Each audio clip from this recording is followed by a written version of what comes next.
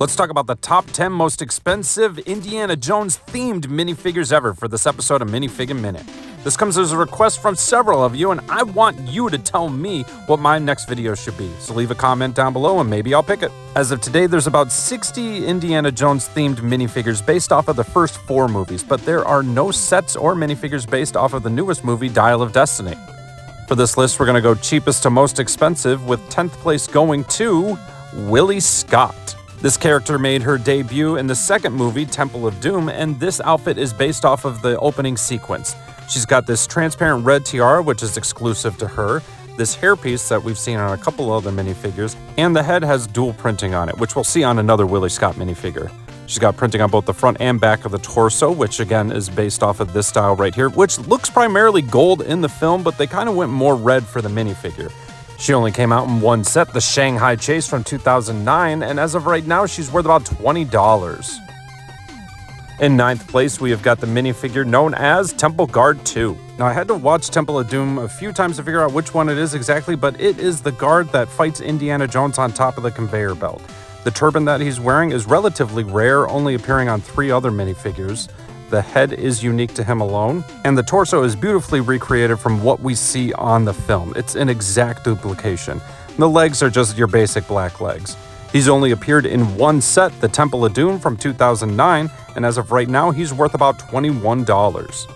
In 8th place, we have got a minifigure that you might not consider to be Indiana Jones, but it technically is because it has only appeared in this set with that type of armor. Now, this is based off of the scene when Indiana Jones and Mutt end up finding the crystal skull for the first time. The helmet is that black conquistador style to it, and the skull is pretty generic when it comes to skulls. But what makes this minifigure so unique is that metallic silver armor. It is exclusive to this minifigure alone. Now, there has been a pearl light gray that's appeared on other minifigures, but this is the only one with the metallic silver armor.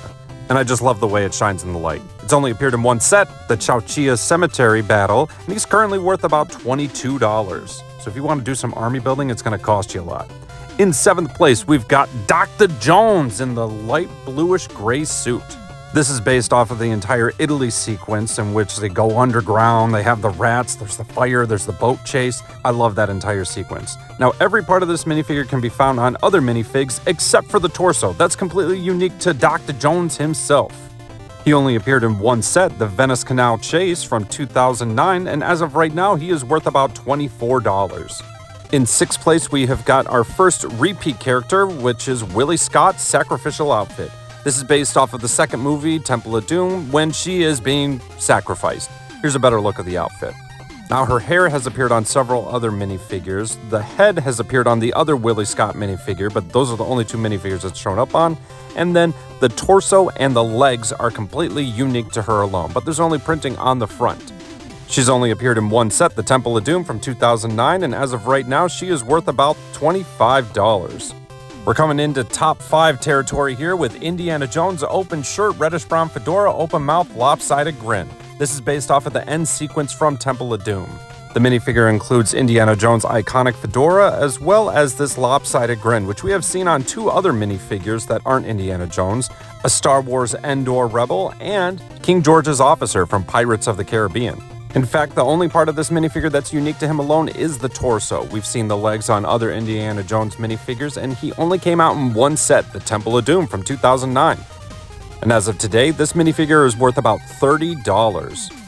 In 4th place, we have got a brand new addition, the newest version of Indiana Jones. Possibly the most interesting part of this minifigure is the dual printed fedora. It's got the reddish brown and dark brown, which is really true to the movie's depiction of the hat, but there's hair attached to it. So let me know in the comments what you think of this fedora hairpiece combo. There's a smirk on one side of the face and then a whole bunch of spider webs and a spider on the other side of the face, which is what we see after he escapes this temple in the beginning of the first movie. The torso has printing on both the front and back, and then we see a classic Indiana Jones leg set with the holster and belt. He only came out in one set, the Temple of the Golden Idol, and as of right now, he's worth about $31. In 3rd place, we see one of my favorite outfits from Indiana Jones ever. It's the white tuxedo jacket. We see him in this outfit in the beginning of Temple of Doom when he's doing the trade-off with the diamond, and then he accidentally drinks the poison, and then there's the antidote. Every part of this minifigure can be found on other minifigs except for the torso. He's the only one with this torso, and I love the look of it. Again, basic black legs. He only came out in one set, the Shanghai Chase from 2009, and as of right now, he's worth about $39. In second place, we have got the main baddie of Temple of Doom himself, Mola Ram. And if you're a child of the 80s or 90s, you probably have this exact image burned into your mind. Kali Ma, Kali Ma. The headpiece is a perfect recreation of what we see in the movie, and that piece alone sells anywhere from $15 to $44. It's on the higher end if you have these horns included. There's printing on both the front and back of the head with that little red spot on him going from the middle of his forehead, stretching back to the back of his skull. There's printing on both the front and back of the torso, and the legs are just your basic black legs. So I want you to take a guess as to what set you think he came out in. That's right, the Temple of Doom from 2009. And as of right now, he's worth about $43. Which means our most expensive Indiana Jones themed minifigure is the Temple Guard 1. This particular character surrounds Mola Ram the entire end sequence of Temple of Doom. He's like the stormtrooper of this movie. And LEGO only made one of this minifigure, so if you wanted to do some army building, you had to buy a ton of them. The turban is the same turban that we saw earlier in this video, and the printing on the face is only on the front. There's no printing on the back. But this minifigure came out in 2009, which means that this burgundy red torso is extremely fragile, and the chances of you finding one in mint condition are extremely rare, and that's what drives the price up of this minifigure. You've got the army building and the fragility of the torso. The legs are just your basic black legs. He only appeared in one set, the Temple of Doom from 2009, and as of right now, he is worth about $75. I want to meet the Indiana Jones mega fan that built an army with all of these minifigures, because that would be a fortune.